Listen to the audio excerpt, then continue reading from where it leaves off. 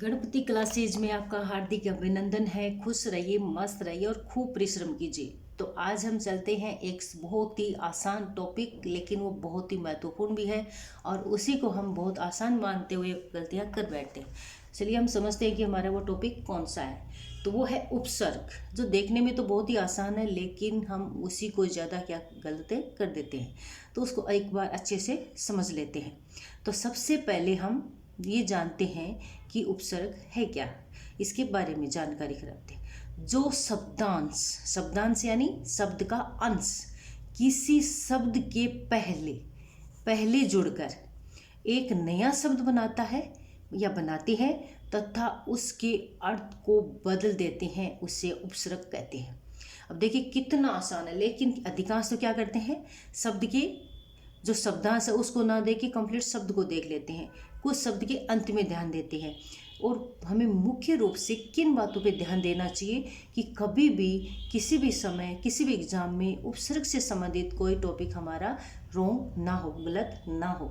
तो उसके लिए हमें किन बातों का ध्यान रखना है, वो शब्दांश, फर्स्ट पॉइंट, वो शब्दांश, शब्द का अंश जो किसी शब्द के पहले तो वो शब्द नहीं होना चाहिए, शब्दांश होना चाहिए, शब्द का अंश होना चाहिए, और वो किसी शब्द के पहले जुड़ा हुआ होना चाहिए, और फिर उस शब्दांश के जुड़ने पर उस शब्द का अर्थ क्या होना चाहिए, बदल जाना चाहिए।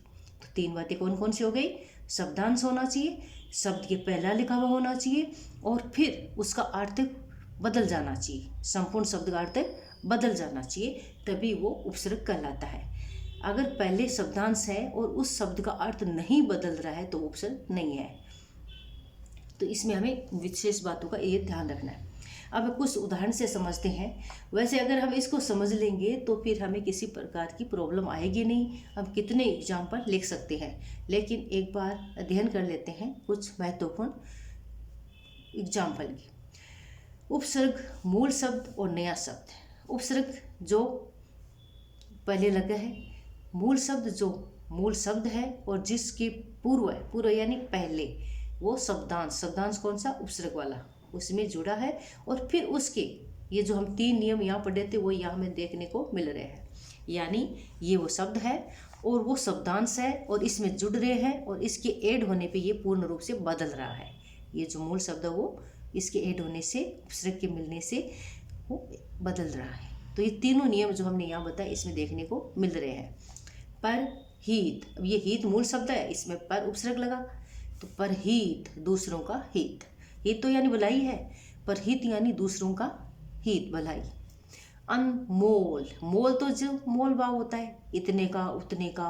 अनमोल, जिसका कोई मोल ही नहीं है।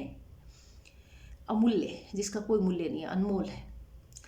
धर्म, धर्म यानी धर्म, नियमों का पालन करना, आदर्शों का पालन करना।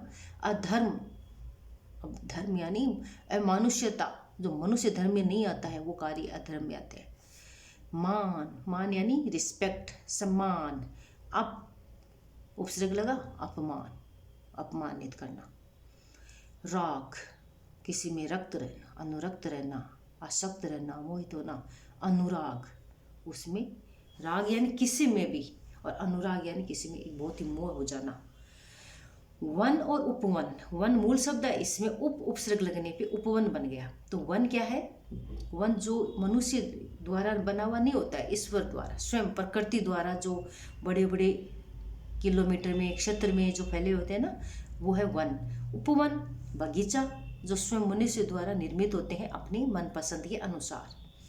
चेतन, चेतनावस्था, जिसमें हम जागृत होते हैं, जिसमें हमें ज्ञान होता है, जिसमें हम जागृत अवस्था में होते हैं। अचेतन, जिसमें हम चेतना नहीं होता, हमें ज्ञान नहीं होता।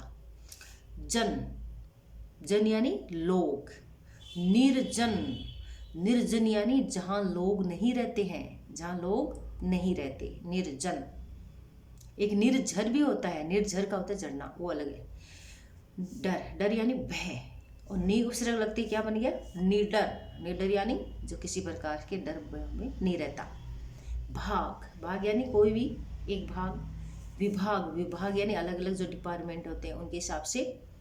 मान, मान यानी रिस्पेक्ट, अभिमान, स्वाभिमान, ये अभिमान में स्वाभिमान भी होता है, अहंकार होता है, उसके लिए होता है, घमंड के लिए होता है, लेकिन अभिमान अपने स्वाभिमान के लिए भी।